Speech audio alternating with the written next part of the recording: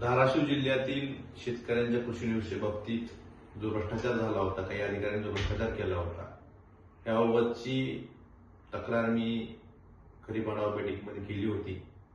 त्यानंतर कृषी मंत्र्यांकडे तक्रार केली होती, सचिवांकडे तक्रार केली होती. त्यानुसार शासनानं या ठिकाणी चौकशी समिती नेमून अधिकाऱ्यांचं निलंबन केलेलं आहे. पण ती कारवाई निलंबनापुरती न थांबता जी वसूलपात्र रक्कम आहे ही वसुली झाली पाहिजे. जे कठोर ज्यांचे दोष जास्त आहे, ज्यांनी जास्त भ्रष्टाचार केलेला आहे, अशा प्रमुख लोकांना, यातील प्रमुख आहेत, यांच्यावर फौजदारी कारवाई झाली पाहिजे.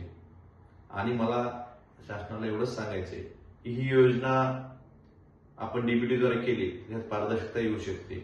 पण बोगस निविष्ठा शेतकऱ्यांच्या माथी मारण्याचं कारण काय?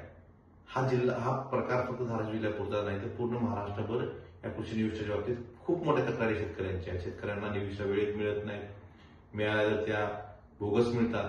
त्यामुळे याबाबत शासनानं डीबीटी योजना राबवावी. आणि मला एवढंच सांगायचंय, या कारवाईमुळं इथून पुढच्या काळात तरी शेतकऱ्यांच्या अन्नात माती कालवण्याची हिंमत कुठलाच अधिकारी करणार नाही. अशी कारवाई कठोर इथून पुढेही शासनानं करावी, एवढीच विनंती माझ्या शासनाला आहे.